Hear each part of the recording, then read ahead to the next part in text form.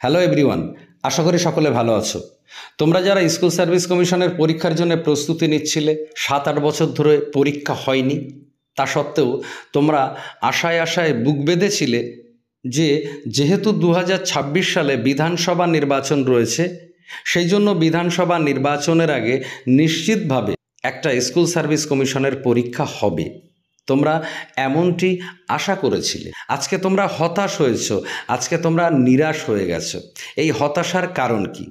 কারণ হচ্ছে লোকসভা নির্বাচন। তোমরা এমনটা ভাবতে শুরু করেছো যে লোকসভা নির্বাচনে পশ্চিমবঙ্গে 42টা আসনের মধ্যে তৃণমূল কংগ্রেস জয়লাভ করেছে 29টি আসনে, যেখানে 8 বছর ধরে স্কুল সার্ভিস কমিশনের পরীক্ষা হয়নি, তা সত্ত্বেও তৃণমূল কংগ্রেস 29টি আসনে জয়লাভ করেছে। তাহলে এ রাজ্যে আর স্কুল সার্ভিস কমিশনের পরীক্ষা হবে না, কারণ সরকারের কোনো টেনশন নেই। সরকারের যেহেতু কোনো টেনশন নেই, সেই জন্য এ রাজ্যে আর স্কুল সার্ভিস কমিশনের পরীক্ষা হবে না, এমনটি তোমরা ভাবছো। যদি এই রেজাল্ট উল্টো হতো, যে তৃণমূল কংগ্রেস 12টা পেত এবং বিজেপি 29টা পেত, তাহলে তোমাদের ভাবনাটা কিন্তু পজিটিভ থাকতো। তোমরা তখন এটা ভাবতে শুরু করতে যে সরকারের টেনশন আছে, সুতরাং সরকারকে একটা স্কুল সার্ভিস কমিশনের নিয়োগ দেওয়াই লাগবে। কিন্তু যেহেতু রেজাল্ট উল্টো হলো, তৃণমূল কংগ্রেস পেল 29টি, বিজেপি পেল 12টি, সেই জন্য তোমাদের মনে হচ্ছে সরকারের কোনো টেনশন নেই, তাই আর নিয়োগ হবে না।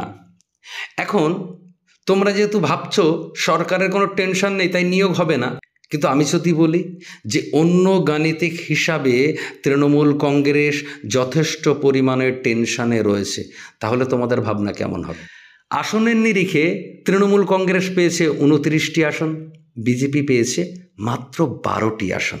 দেখে মনে হচ্ছে ব্যাপক ব্যবধান, কিন্তু তোমরা যদি ভোটের শতকরা হিসাব দেখো, তাহলে দেখতে পাবে তৃণমূল কংগ্রেস পেয়েছে 45.76% ভোট, আর বিজেপি পেয়েছে 38.73% ভোট।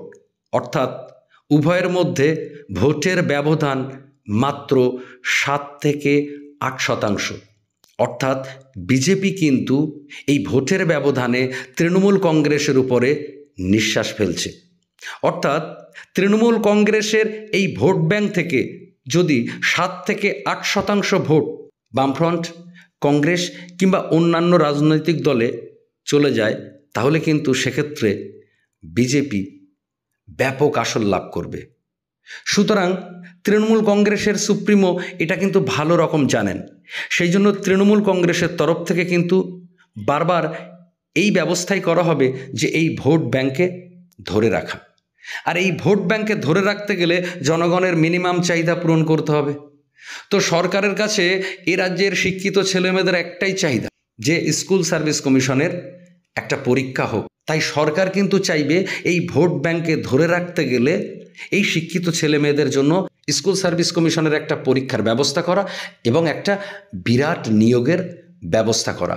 এটা যদি না করতে পারে, তাহলে কিন্তু এ রাজ্যের শিক্ষিত ছেলেমেয়েরা এই সরকারের বিরোধিতা করবে বিরাটভাবে, এবং বিরোধীরা কিন্তু সেই আবহাওয়াটাকে কাজে লাগাবে। সরকারের পক্ষ থেকে বোধহয় এই সুযোগটা দেওয়া হবে না। আসনের নিরিখে দেখে মনে হচ্ছে সরকারের মধ্যে কোনো টেনশন নেই, কিন্তু ভোটের শতকরা হিসাবে কিন্তু সরকার যথেষ্ট পরিমাণে চাপে রয়েছে।